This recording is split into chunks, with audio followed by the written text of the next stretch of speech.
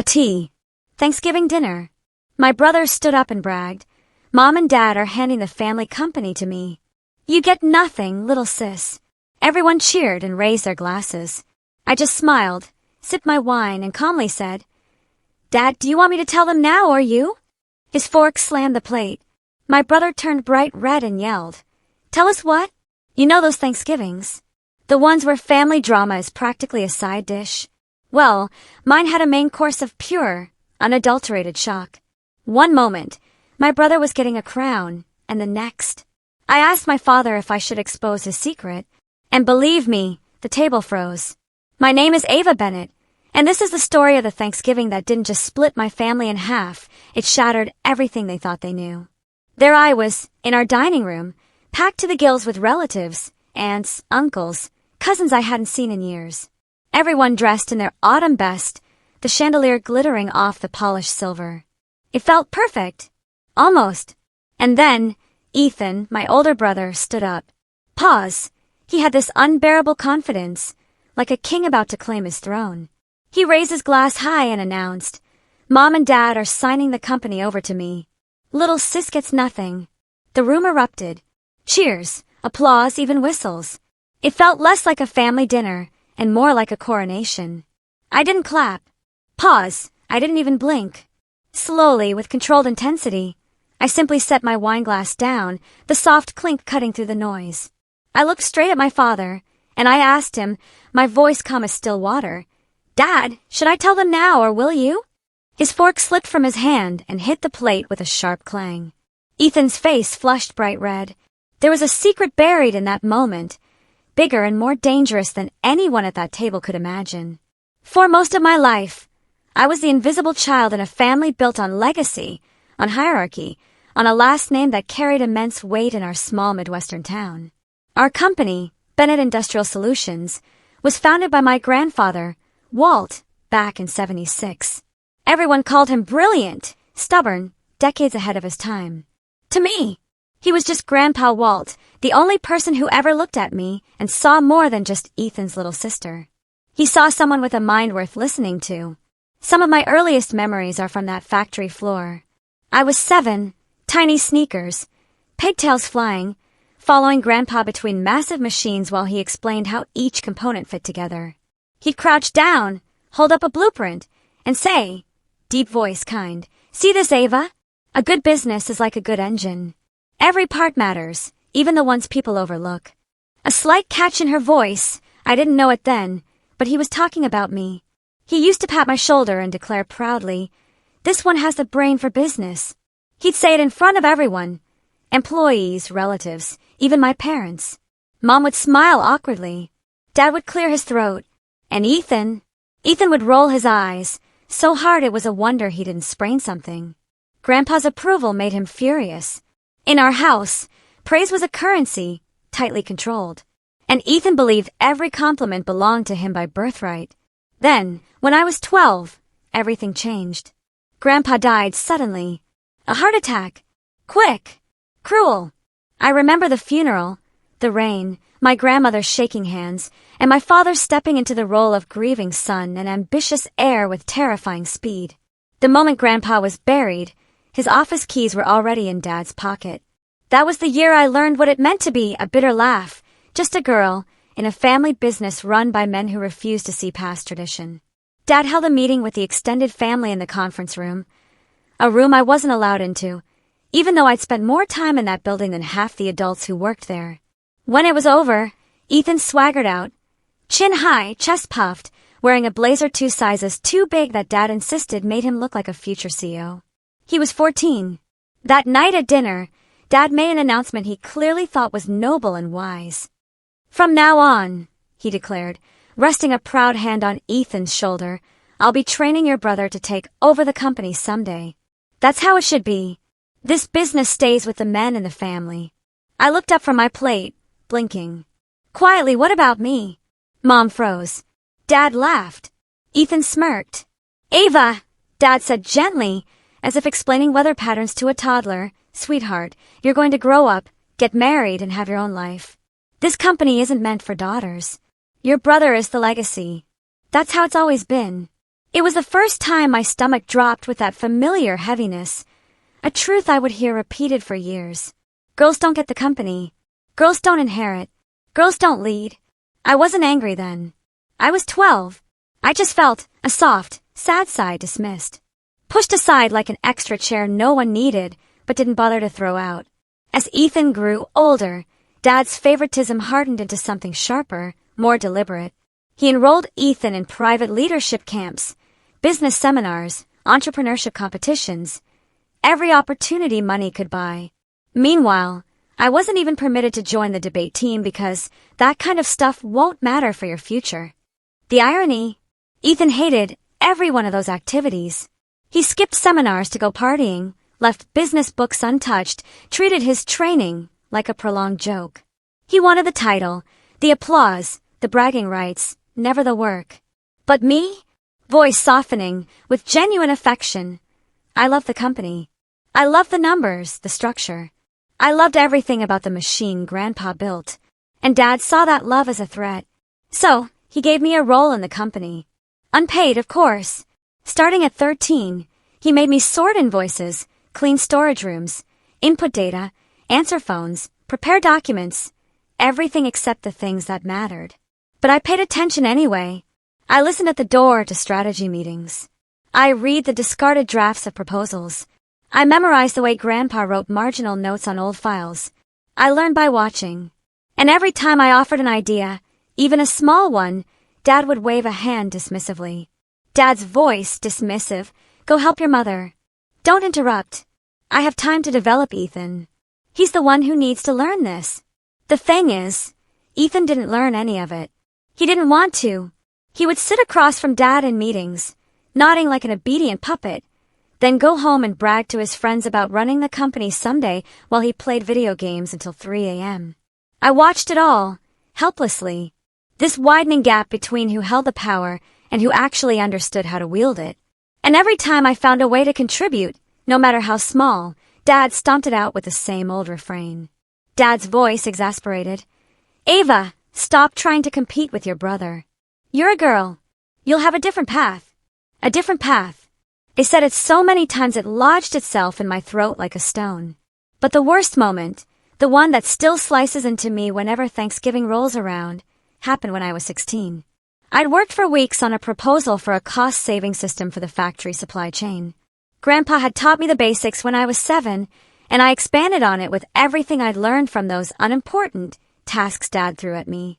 I printed it, bound it, left it on Dad's desk. He didn't even read it. He handed it to Ethan and said, Dad's voice casual, here, present this at the meeting. Good practice for you. And Ethan did, word for word. He didn't even understand half of it, but everyone clapped anyway.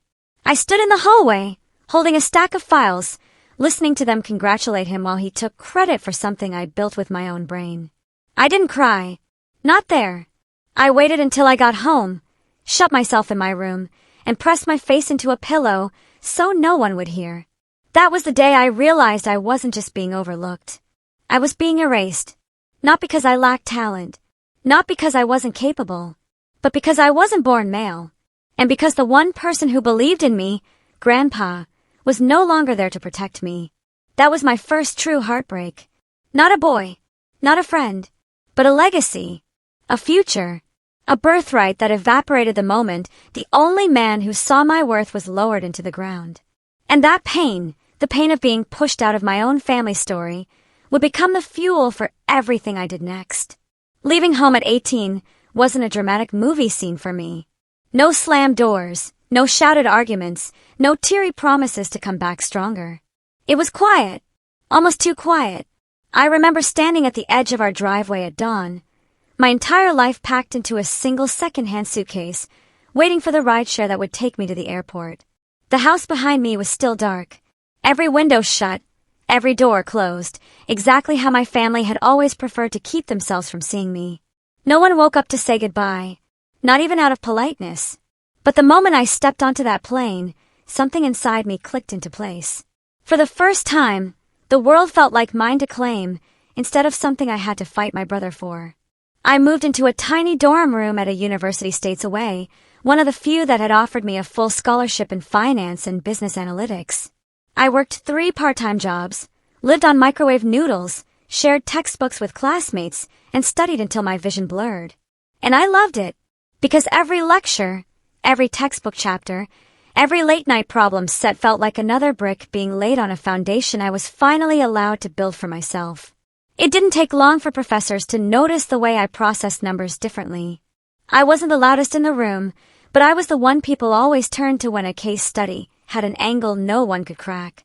I had a way of seeing patterns, cost structures, valuation gaps, inefficiencies that others missed. Maybe it was all those years studying from the sidelines while Ethan got credit for work he didn't understand. Maybe it was Grandpa's voice in my head. Grandpa's voice. Every part matters, especially the ones people overlook. During my junior year, I earned a coveted summer internship at a well-respected investment firm specializing in corporate acquisitions. On the first day, I walked into a glass tower filled with people who carried themselves like the world bent for them. I felt small, almost fragile, but I knew I belonged in that building more than I ever belonged in the one bearing my family's name. I volunteered for every assignment, boring data cleaning, financial modeling, 12-hour research shifts. And for the first time, when I produced good work, no one claimed it, no one dismissed it, and no one told me it belonged to my brother. My analysis helped the team uncover an undervalued manufacturing firm with a hidden intellectual property portfolio. The deal closed for a fraction of what the asset was worth. The partners congratulated everyone on the team. But my manager pulled me aside afterward. "You've got something rare, Ava," he told me, tapping the report I'd written. "You see value where others don't. That's not something you can teach." It was the closest thing to praise I'd received in 6 years. It hit me harder than I expected. By the end of the summer, the firm offered me a full-time position for after graduation. I accepted instantly. Not because I didn't have options, I had several, but because this was the first place that recognized what my family had spent my entire childhood denying. My mind mattered. My talent mattered. Firmly, I mattered. When I graduated at 22, I walked across the stage with honors. Mom and Dad didn't come. Ethan didn't send a message. No one from my family acknowledged it. But my firm sent flowers. My manager shook my hand so firmly it almost hurt. And the applause that echoed across the auditorium belonged to me, not someone with my last name. I dove headfirst into the world of mergers and acquisitions. It was ruthless, strategic, mathematical, and thrilling. I loved the adrenaline of evaluating whether a struggling business could be revived, or whether a successful one was already rotting from the inside.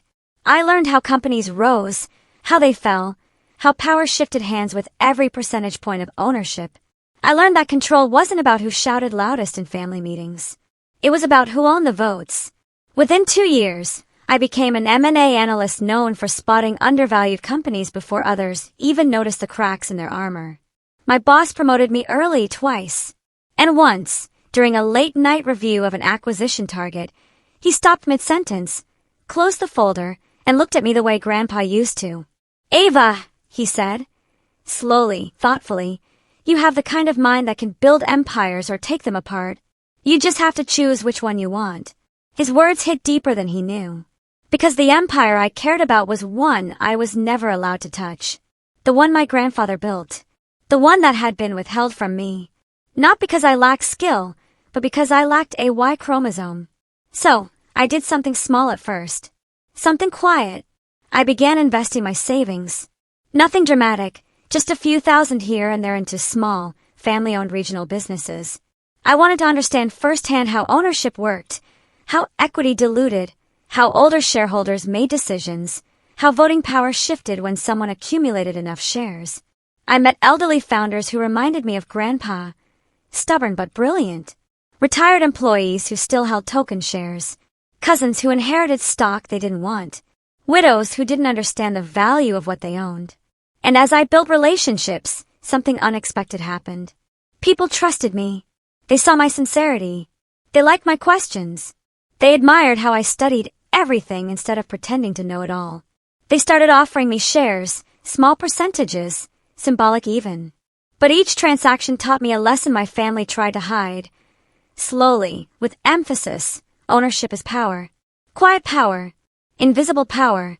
The kind of power no one notices until it's too late. Over the next few years, my portfolio grew. My financial literacy sharpened into instinct. I learned to read balance sheets the way some people read faces. I understood markets at a bone-deep level.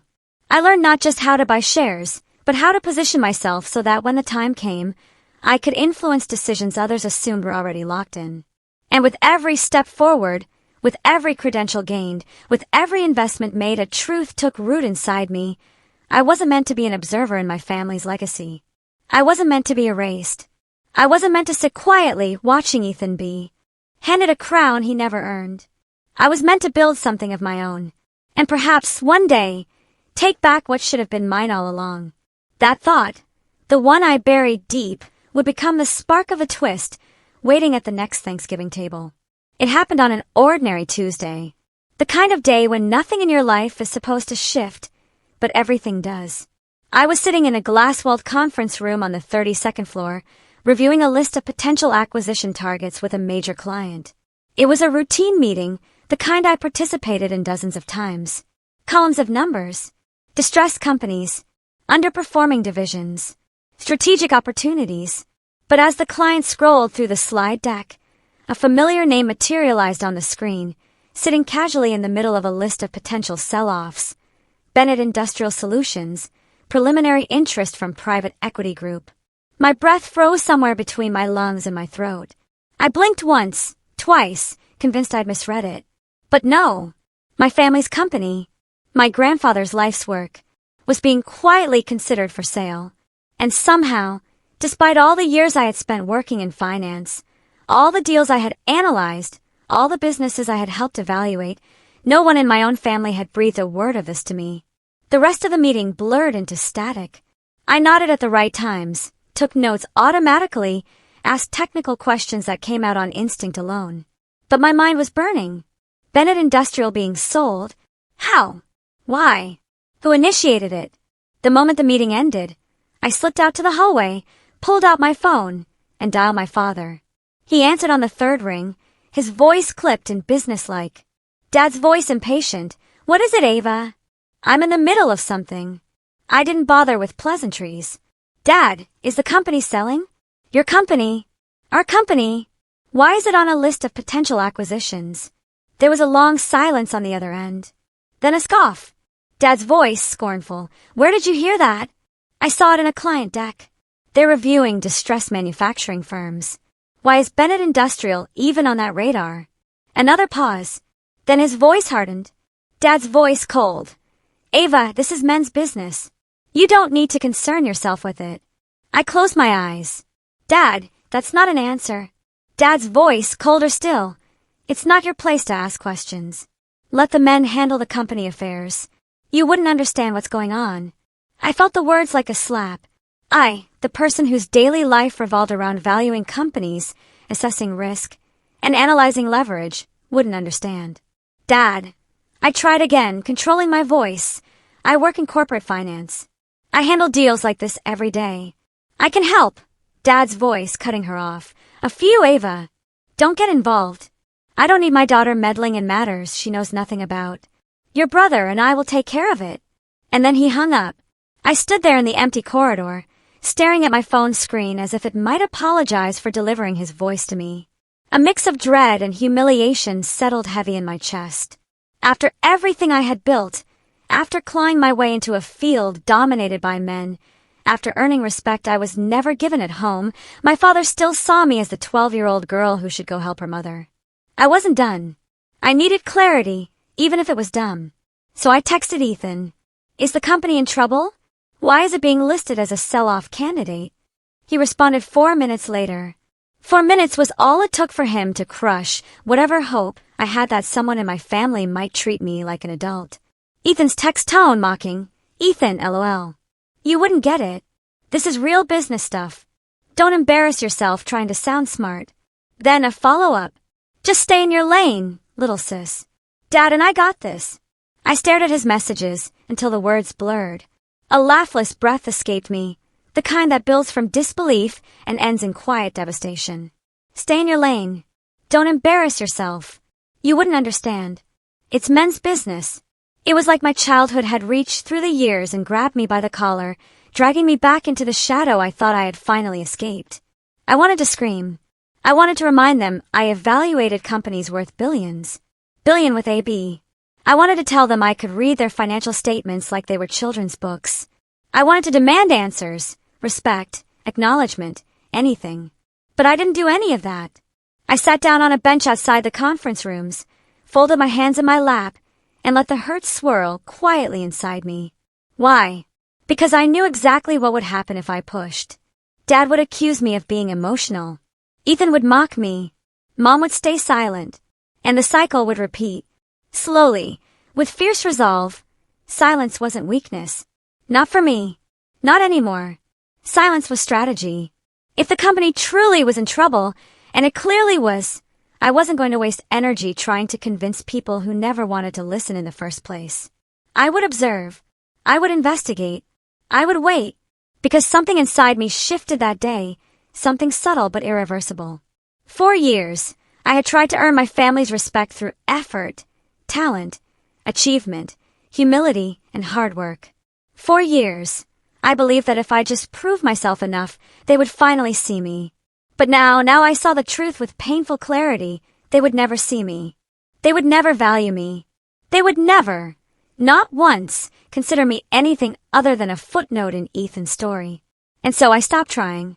Not out of bitterness. Out of acceptance. Because accepting it freed me. And in that space where their approval used to hold me hostage, I finally had room to think. If my father and brother were running the company into the ground, if Bennett Industrial was truly vulnerable, if the empire Grandpa built was collapsing under the weight of ego and incompetence, then maybe, just maybe, the person they had spent decades underestimating would be the one to save it. That painful moment, the humiliating dismissal of my call, the degrading text from Ethan, became the lowest point in my story. But like every valley in my life, it was only setting the stage for what would rise afterward. And what would rise was power. I didn't sleep the night I saw my family's company listed as a potential sell-off. I lay awake in my apartment, city lights flickering through the blinds, replaying Dad's dismissive tone and Ethan's smug text messages until they carved themselves into my ribs. But beneath the hurt, something else stirred, something sharper, steadier, colder. An instinct I had honed through years of studying acquisitions, takeovers, and the subtle art of corporate control. If Bennett Industrial was truly vulnerable, if Dad and Ethan were blind enough to let it slip toward the edge, then maybe, just maybe, the universe had finally opened a door they had spent decades slamming in my face. The next morning, I arrived at work early, coffee in hand, and pulled up everything I could find about the company's corporate structure. My father had always talked as if he owned the business outright, as if he and Ethan were the only possible heirs.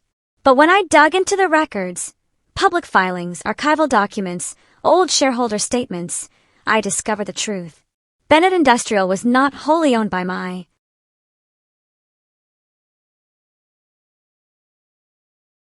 parents. Not even close. My grandfather had been old school. Not in the sexist way my father liked to romanticize, but in the practical way real founders often are. He had built the company with a group of close friends, longtime employees, and early investors from the late 70s and early 80s. And because he trusted people, he had never consolidated ownership. When he died, my father inherited only a portion. A large portion, yes, but not the whole. And the rest was scattered like gold dust across time. My pulse quickened as I mapped it out. A retired plant manager who owned 4%, a former engineering partner holding 3%, 2 cousins who had moved across the country, each with a little over 2%, a widow of an early investor with 1.8%, several of Grandpa's old friends with anywhere between 0.5% and 2%, and a handful of tiny, forgotten shares held by employees from decades past. Individually, none of them mattered. Slowly, with growing realization, together, they were a kingdom waiting for the right ruler. And for the first time, I realized something. Dad and Ethan weren't kings. They were squatters, sitting on a throne built by a man whose blood ran in my veins, not theirs. So, I started doing what I did best. I analyzed. I strategized. I planned. Then I acted. The first person I reached out to was Mr. Holloway, a retired engineer who had worked with my grandfather for 30 years. His name was on several old ownership documents. I found his number through public records and called him one Saturday morning, expecting a quick conversation. Instead, we ended up talking for almost 3 hours. He remembered me, not as Ethan's little sister, not as the girl, but as the kid who followed Grandpa around the factory, asking why machines made certain sounds and what a supply chain was.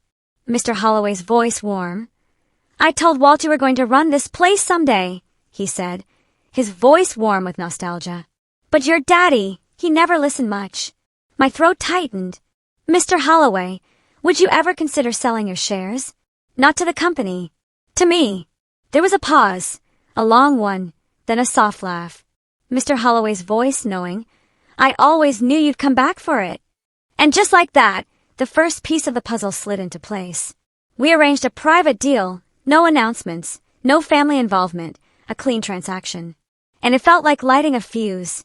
Quiet, small, yet capable of burning through everything that had once held me powerless.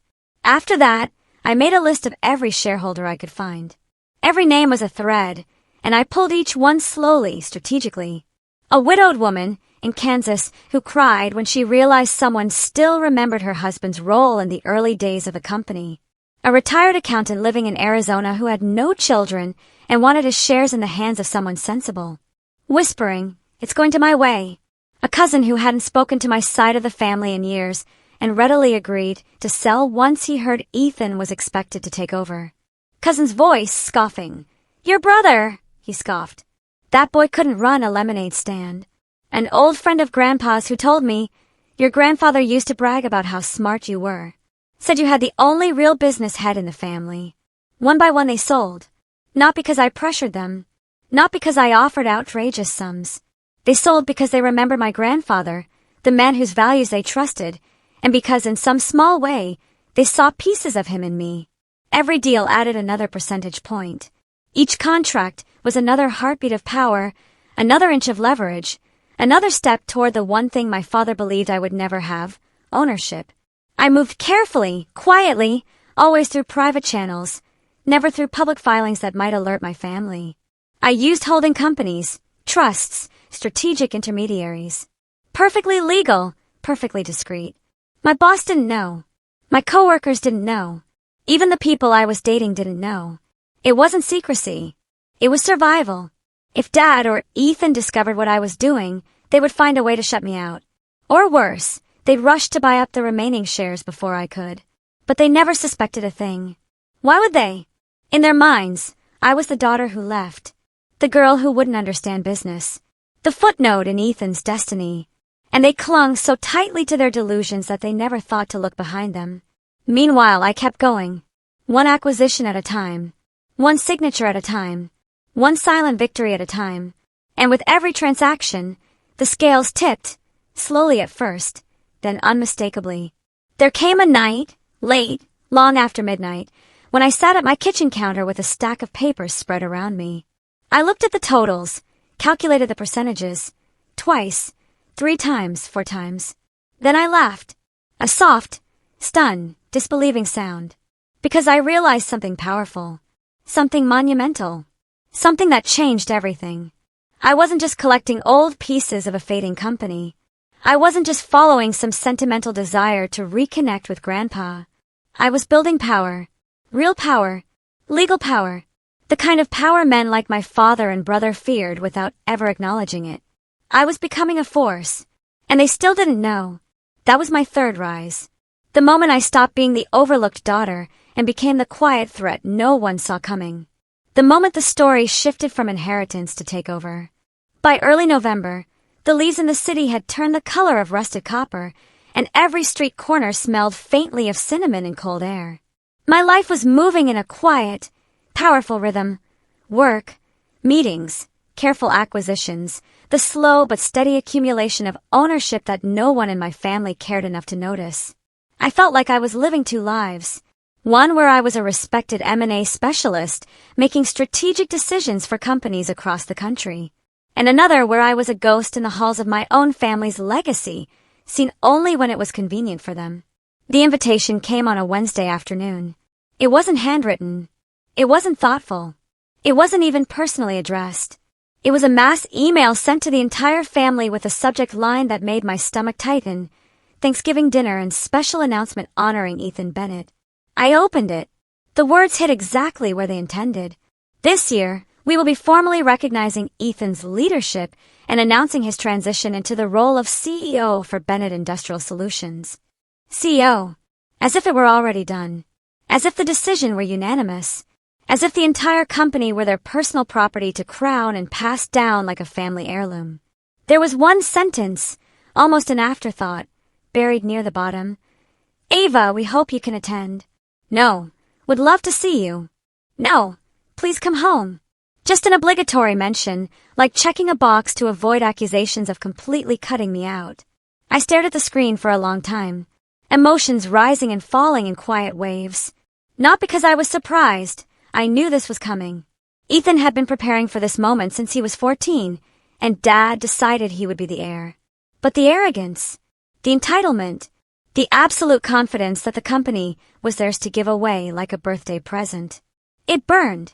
Even after everything I had accomplished, some wounds still stung like they were fresh. I hadn't even decided whether to go when my Aunt Linda called.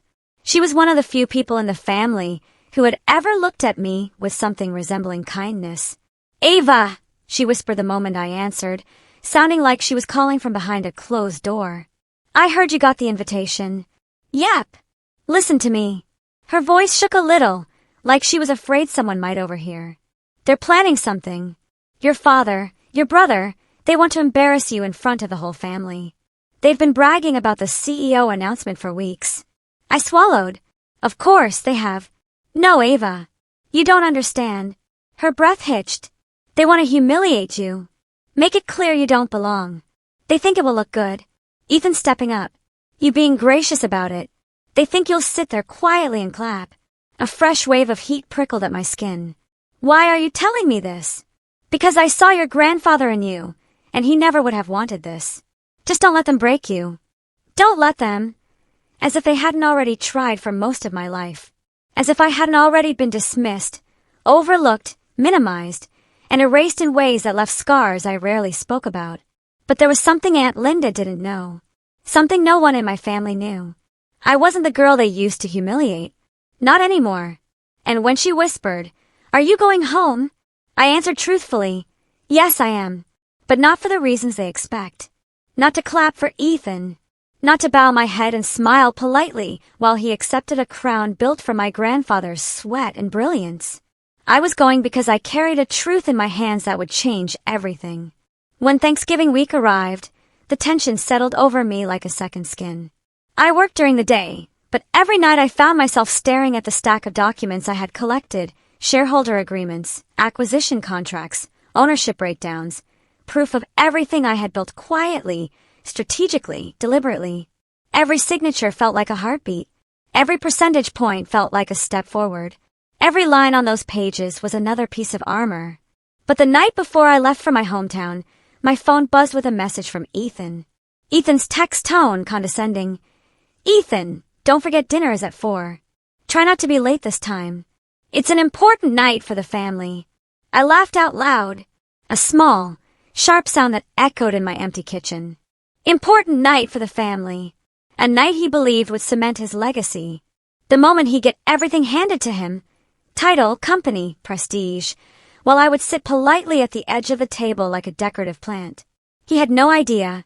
None of them did. They were preparing a ceremony. A celebration. A coronation. And they had set the stage. So perfectly. Every detail lined up. Every relative invited. Every speech rehearsed. But what they didn't know was that they had also prepared the perfect battlefield. The perfect audience. The perfect moment. All I had to do was walk in, sit down, wait. And when the moment came, I would not be the girl they expected to humiliate. I would be the storm. The night before Thanksgiving, I packed a suitcase with simple clothes and my laptop bag. Then I opened my safe and pulled out the folder, thick, heavy, filled with signatures that represented years of strategy and patience. I held it in my hands for a long time, the weight familiar, almost comforting. Then I whispered, To no one and everyone. They have no idea what's coming. This was the third valley of my story. Not the lowest, not the darkest, but the last quiet moment before the floor dropped out from under my family. Because I was going home. Not as the forgotten daughter. Not as the overlooked outsider. But as a force none of them were prepared to face. 1 week before Thanksgiving, the city was already wrapped in early winter, biting cold, gray skies, and the kind of sharp wind that forces people to tuck their chins into their coats. I was in my office, reviewing end-of-quarter reports, when my phone buzzed with a name that made my breath catch, Raymond Carter. Ray Carter had been one of my grandfather's closest friends, more like a brother in arms than a colleague. They had built the early prototypes together. He had been in the room when the first contracts were signed. He had been there the night my grandfather toasted the company's first profitable year. And he had retired in the mid-2000s, taking a small but meaningful share of the company with him, 7%. The exact 7% I needed. The last piece, the final keystone. My hands trembled slightly when I answered. Mr. Carter, this is Ava Bennett. His warm, gravelly voice crackled through the line. I was hoping you'd call me back, sweetheart. I've been thinking about what you said. I sat straighter, pulse quickening. I had called him weeks earlier, making the same quiet offer I had made to all the others. A private, respectful request to purchase his shares. No pressure. No manipulation. No dramatic speeches. Just truth. I remember you, he continued. You were the one who sat on the counter in Walt's office, coloring on his blueprints, weren't you? I laughed softly. Guilty. He used to say that girl sees things no one else does. A familiar ache squeezed my chest, grief for a man who had believed in me long before I learned to believe in myself. Mr. Carter cleared his throat. You're not doing this for power, are you? No, I answered without hesitation. I'm doing it because the company is in danger, and because my grandfather's legacy deserves better than what it's headed toward. There was a long silence on the other end. Then he said 6 words that changed everything. Let's meet. I'm ready to sign. We met at a small cafe 2 days later, early morning, when the sun was just beginning to push through the clouds. He looked older than I remembered. White hair, deep wrinkles, a slow, careful walk. But his eyes were bright, sharp, and unmistakably the eyes of a man who had once built an empire alongside my grandfather. He slid the envelope across the table. 7%, he said. The last of what I have. My pulse hammered in my ears. I opened the folder slowly, reverently. The paperwork was neatly prepared. My attorney had drafted it, and Ray had reviewed everything carefully. Are you sure? I asked, my voice quieter than I intended. He smiled. Honey, I've been waiting 20 years for someone worthy to take this company back. He reached out, covering my hand with his. Mr. Carter's voice with a chuckle. And between you and your brother, well, let's just say one of you works hard and the other works hard at pretending. I couldn't help the small laugh that escaped me. He squeezed my hand. Your grandfather would be proud of you. Very proud. The weight of his words hit harder than anything Dad or Ethan had ever said to me. We signed right there in the cafe. Page after page, signature after signature. Every stroke of ink was another nail in the coffin of the narrative my family had built, one where Ethan was the heir and I was the afterthought. When we finished, Mr. Carter leaned back with a content sigh. There, it's done. Done. A simple word with seismic consequences. Because when he signed the last document, everything shifted. Not metaphorically. Not emotionally. Legally. I crossed the line. The line where I now held 51.3% of Bennett Industrial Solutions. A majority stake. Controlling interest. The right to appoint and remove. The CEO. And no one in my family knew a single thing about it. I left the cafe with the folder clutched to my chest, the cold air stinging my cheeks. I walked slowly, trying to absorb the reality that my grandfather's legacy, something I had been denied my entire life, was finally, impossibly in my hands. When I got back to the office, I went straight to the legal department of the investment firm. My attorney, a sharp, meticulous woman named Marissa, reviewed everything with a critical eye. After 40 minutes of cross-checking signatures, validating purchase agreements, and confirming share transfers, she closed the folder and looked at me. Ava, she said, Marissa's voice matter of fact, You now have controlling ownership of the company. The words hit me like a physical force. I do. She nodded. Yes. You have full voting control, including CEO appointment and removal. There is no scenario where your brother can override you. I let out a slow, trembling breath. All the years of dismissal, of invisibility, of being told I would never lead because I was born a daughter instead of a son. All the years of being erased, belittled, overlooked. They all funneled into that single moment. Marissa watched me with a small, almost proud smile. You planned this well. But I shook my head. It wasn't a plan, I said softly. It was survival. After she left the room, I sat alone at the table, staring at the folder. My hands hovered over it, tracing the edges. Then I closed my eyes. Grandpa, I whispered. I did it. I finally did it. A wave of emotion rolled through me. Relief, pride, grief, triumph, all tangled together. For the first time, I didn't feel like a shadow in my own family. I didn't feel like the forgotten daughter. I didn't feel like someone waiting to be allowed into the room. I felt like someone who belonged at the head of the table. Someone who had earned her place.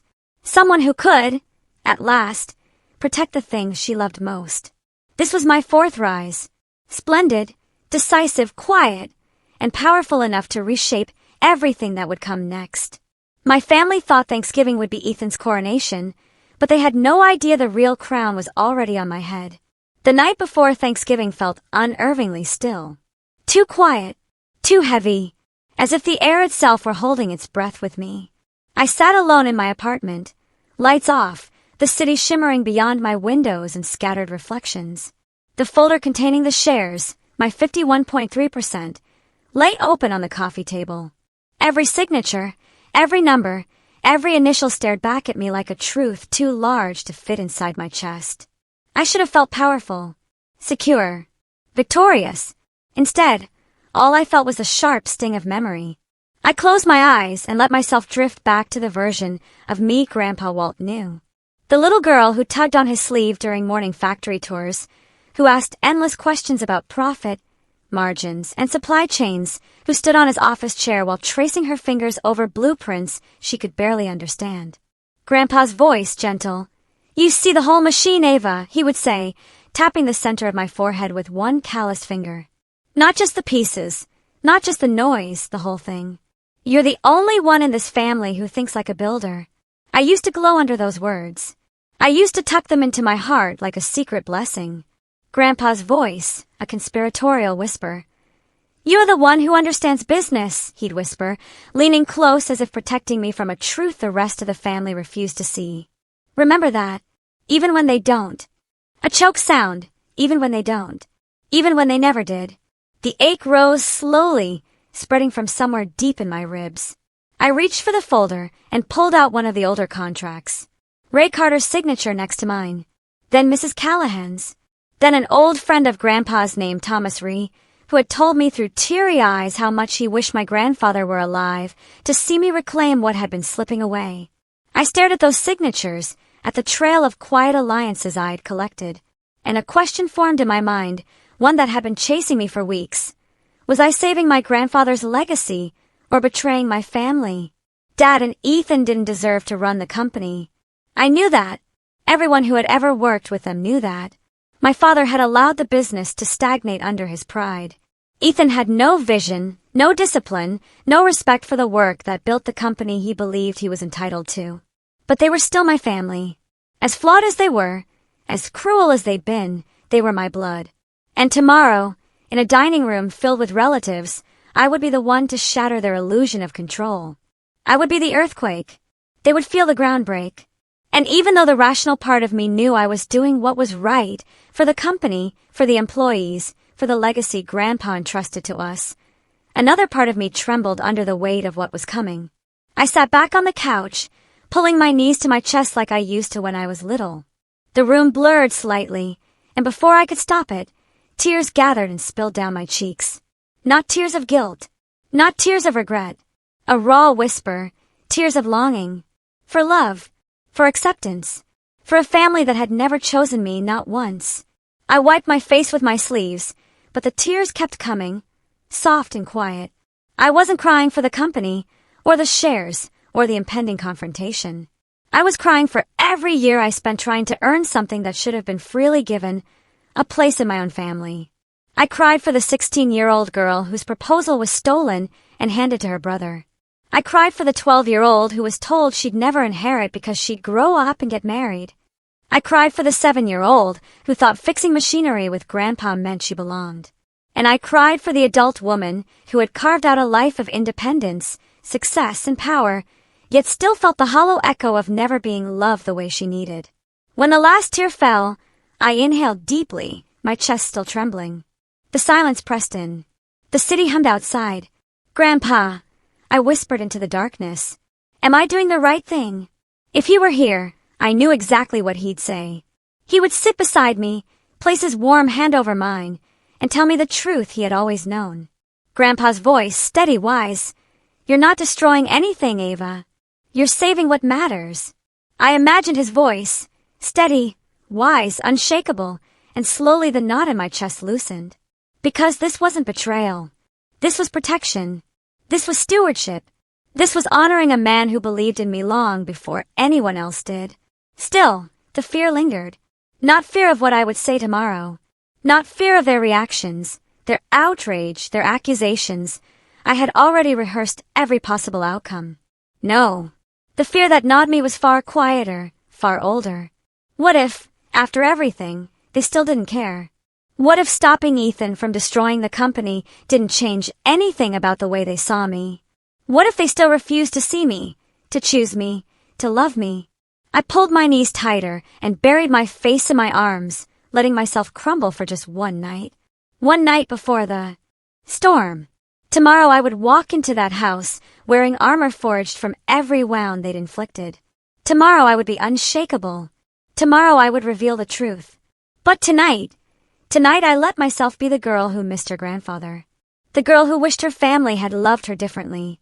The girl who still had a soft heart beneath all the strategy and power. This was my fourth valley, the final dip, before the rise that would redefine everything. When I finally stood and closed the folder, I whispered into the quiet room, "Tomorrow everything changes."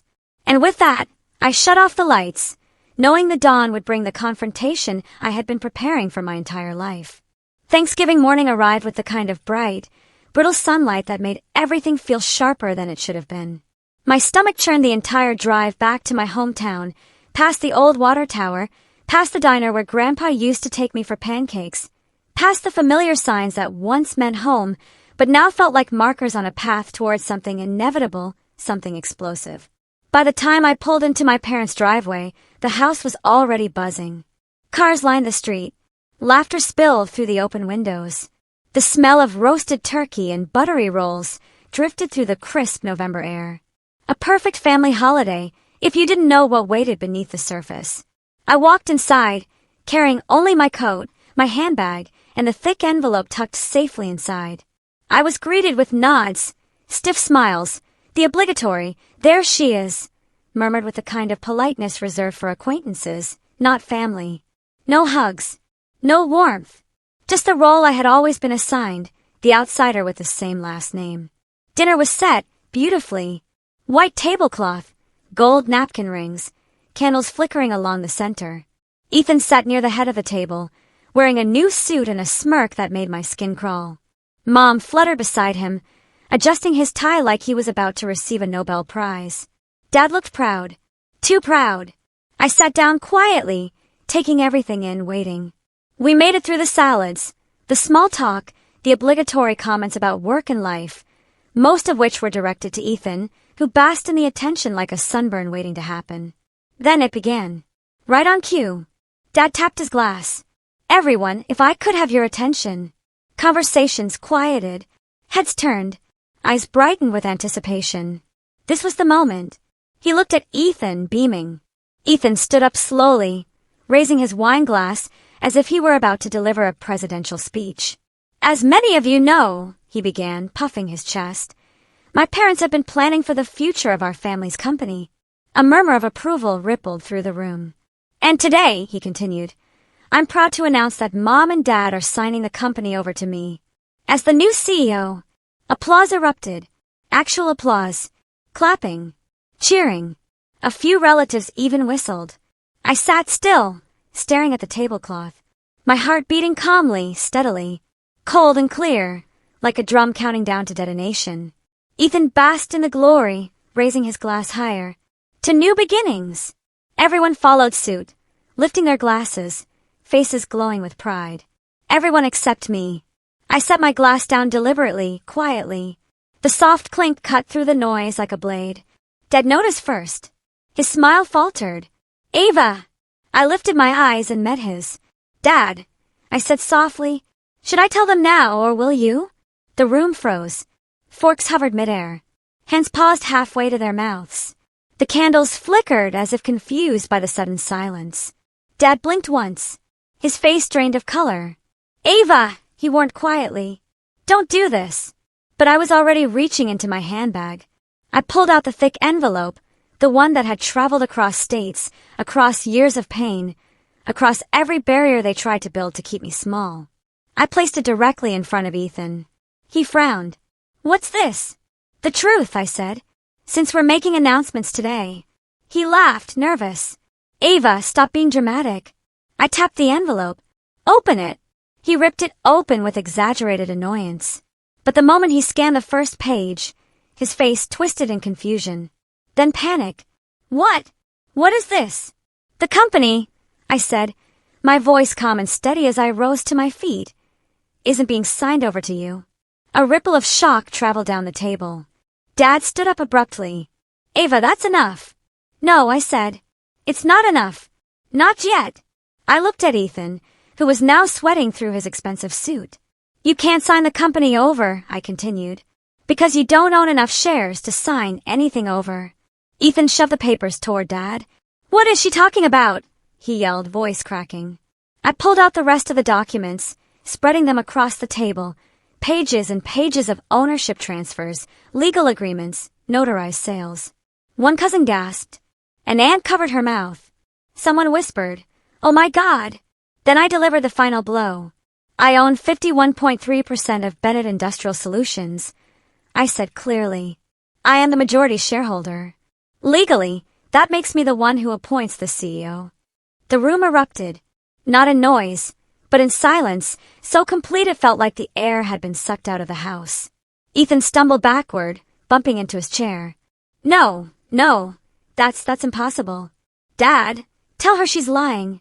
Dad's face was ashen. Because he knew. He recognized the documents. He understood the legality. He saw the signatures, the ones he never knew were happening behind his back. And he realized the throne he had been polishing for Ethan was already gone. I turned to Ethan. He looked like a man watching his empire crumble beneath him. He looked exactly like I had looked, over and over, growing up at that table. And Ethan, I said softly, it's not you. He froze. Dad, still like a statue carved from disbelief and rage. Somewhere near the end of the table, a fork clattered against a plate, the loudest sound in a room full of people who had just watched a kingdom change hands in an instant. This exact moment was the peak of everything. The twist, the reveal, the truth that rewrote our entire family story in one breath. And as they stared at me, every relative, every aunt, every cousin who had praised Ethan minutes before, I finally felt something I had chased my entire life. Not approval, not affection, but power, rightful, undeniable. For a long moment after my final words, no one moved. The entire room sat suspended in a stunned, choking silence, the kind that follows a sudden impact, when everyone is still trying to understand what just hit them. Candles flickered. Someone's wine glass trembled in their hand. Then everything broke at once. My father slammed his palms onto the table, so hard the silverware jumped. His face flushed red, the vein in his forehead pulsing violently. Ava, he roared. What have you done? My mother gasped, her hands flying to her mouth as tears spilled down her cheeks. How could you do this? How could you go behind our backs like this? Ethan stumbled backward, knocking over a chair. The color drained from his face. His eyes darted between the pages, trying to piece together the meaning he didn't want to accept. This can't be real. This can't be real. But it was. Every signature, every agreement, Every inch of power he thought he was entitled to gone. Dad jabbed a shaking finger at me. You have destroyed this family, do you hear me? You have destroyed everything. I took a breath, slow, steady, weighted with years of swallowed pain. No, I answered quietly. This family destroyed me first. I'm just saving what Grandpa trusted me to protect. A few relatives sucked in sharp breaths. Someone whispered, "Oh my God." Another muttered, "She's right." But no one said it loudly enough to be brave. Dad shook his head violently. You selfish girl. How dare you? How dare you undermine your brother like this after everything we've done for you? I almost laughed. Everything they'd done for me? Every dismissal, every sneer, every slammed door? Was that the everything he meant? But instead of answering, I simply looked at him. Looked at all of them. Really looked. And for the first time, I didn't feel small beneath their gaze. I didn't shrink, didn't hesitate, didn't fold. Ethan lunged forward, snatching up the papers and flipping through them frantically. Ava, please. Just tell me this is some kind of joke. You can't just take the company. You can't. I held his gaze. Legally, I already have. He froze, breathing hard. His mouth opened, then closed again like he couldn't form words. Finally, he whispered, Ethan's voice desperate. Then give me something. A position, a role. I need this. You can't just leave me with nothing. The room watched him unravel. This grown man who had spent his entire life being praised for potential he never demonstrated. The man my father raised to believe the world would hand him whatever he wanted, whenever he wanted it. A job, I repeated softly. He nodded desperately. Please, just don't destroy me. For the first time that night, real pity flickered in my chest. Not enough to erase the years of cruelty. Not enough to undo the damage he'd caused. But enough to recognize the pathetic truth. Ethan had no identity without the company he never worked for. I didn't smile. I didn't gloat. I didn't savor the moment the way a villain might. Instead, I answered with the calm professionalism he'd never shown me. I'll think about it, I said. But not tonight. His face crumpled. Mom sobbed harder. Dad swore under his breath, pacing like a caged animal. All these years, he hissed. We tried to build something stable, something lasting, and you ruined it out of spite. Out of spite. I straightened. You gave Ethan everything. You told me I was nothing. You ignored every warning sign while he let the company fall apart. You refused to listen, not because I was wrong, but because I wasn't a son. The room was so quiet you could hear the flames on the candles flickering. Dad opened his mouth to argue, but no words came. Because deep down, he knew I was right. He had known it for years. He simply refused to admit it. Mom wiped her tears with shaking hands. Ava, honey, we didn't know how to include you. I swallowed hard. You didn't want to include me. The truth hung there, heavy and irrevocable, as the shock spread through the relatives around us. Their expressions shifted, confusion first, then discomfort, then something else, a mixture of fear and respect, the kind reserved for someone who had just revealed the crown they forged in silence. Aunt Linda met my eyes from across the table. She was the only one who nodded just once, a tiny gesture that said, you did what needed to be done. But most of them looked away, too embarrassed, too complicit, too stunned to meet the gaze of the girl they had underestimated for 25 years. I picked up my wine glass, not to toast, not to celebrate, but simply because my hands needed something steady to anchor to. Firmly, morally, legally, transparently. Dad's face twisted. You can't just waltz in here and take control. I didn't waltz, I replied. I worked hard, quietly, for years, while you weren't paying attention. He flinched, actually flinched, because for the first time, he saw the truth. His neglect wasn't just cruel, it was foolish. He chose the wrong child, the wrong heir, the wrong person to invest in. And now the consequences were here, unavoidable, undeniable, irreversible. I set my glass down gently. I'm not here to destroy the family, I added, but I am here to protect the company. Grandpa's company, the employees' livelihoods, the thing you forgot to take care of. No one argued. No one dared. This was the Fifth Valley, the moment everything they believed collapsed under the weight of reality. A family torn apart by their own choices. A dynasty shifted because they underestimated the quietest person at the table. And as I gathered my papers and turned toward the door, the entire room parted from me. Not out of politeness, but because they finally understood. I wasn't the forgotten daughter. I wasn't the outsider. I wasn't the afterthought. I was the one in control. Now, 1 year later, the world felt different. Not louder, not brighter, but clearer, as if someone had wiped a long fogged window I'd spent my entire life pressing my face against. I stood in the glass-walled conference room of Bennett Industrial Solutions. My company now, watching the winter light reflect off the polished floor. The logo Grandpa designed decades ago hung behind me, restored to the original colors he'd chosen. I had spent the past 12 months rebuilding the business from its foundations. Not transforming it completely. Grandpa had already built something solid, but redirecting it back to the principles he believed in: transparency, innovation, respect for workers, and sustainable growth. The things my father abandoned when he became too consumed with appearances. I wasn't the CEO. I didn't need the title. But I was the company's strategic director, the person every major decision passed through, the one the board trusted, the one employees came to for direction. And I did something my father never would have considered. I invited people who had built the company with Grandpa, his old colleagues, retired managers, former engineers, to return as advisors. The day they all walked into the boardroom, some using canes, some with silver hair, some with weathered hands and jackets that smelled faintly of machine oil, I felt like I had brought the past home. Deep, gruff voice. "You're Walt's girl," one of them said, clapping my shoulder. "No," another corrected with a grin. "She's Walt's legacy." They helped me modernize operations, renegotiate aging supplier contracts, update machinery, and implement employee-first policies Grandpa would have championed. And the numbers reflected it. Productivity rose, turnover dropped, partnerships blossomed, competitors took notice. The company, once flagged as a distressed asset, was now recognized as a rising example of ethical modernization. Not because of a miracle, not because of luck, but because the right person, someone who understood the engine, every part of it, was finally at the helm. As for Ethan, he didn't fall apart the way I once feared he would. Reality humbled him, and strangely, it also steadied him. After a long, tearful conversation 3 weeks after that Thanksgiving, he admitted he needed to figure out who he was.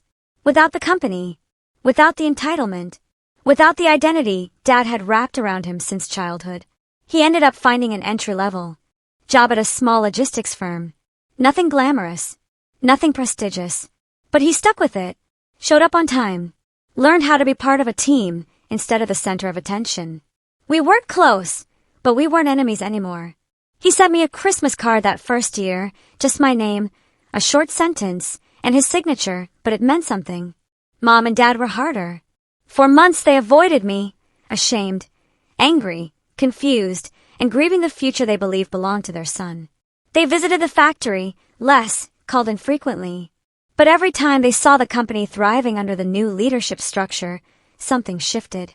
Respect, real, grudging respect, grew in the cracks where pride had once lived. They still didn't know how to talk to me. Not fully, not honestly. But they tried. Dad apologized once, in a stiff, halting way that didn't erase anything, but acknowledged everything. It wasn't perfect. It wasn't poetic. But it was a beginning. I didn't forgive them instantly. Healing isn't a switch you flip. It's a thread you unspool slowly, carefully, patiently. And some threads don't tie back together.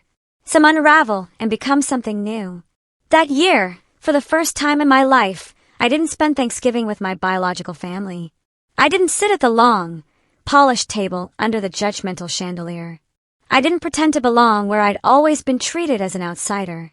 Instead, I hosted a dinner in my apartment. A warm, cluttered, laughter-filled space, filled with the people who had shown up for me in ways my family never had. My best friend from college, 2 coworkers who had become sisters, my mentor from the firm, a neighbor who always watered my plants when I traveled, and even Aunt Linda, who arrived carrying pumpkin pie and a hug that felt like love and apology woven together. We sat on mismatched chairs. We ate on plates from different sets. We burned the rolls. We spilled wine. We laughed until tears formed. And for the first time, Thanksgiving felt like something real. Something chosen. Something that belonged to me. A chosen family. A chosen home. A chosen life. When dessert came, someone raised a glass and said, "Ava, this year was yours." But I shook my head softly. "No," I whispered. "This year was Grandpa's." I stepped out onto the balcony later that night, looking out at the shimmering city, the cold wind brushing my face gently, almost like a hand. I closed my eyes and whispered the words I'd carried for 20 years. "Grandpa, you believed in me. I just needed time to prove you right." A long silence settled around me, peaceful, full, warm despite the cold. Then I turned back inside, where my chosen family waited, laughing, calling my name.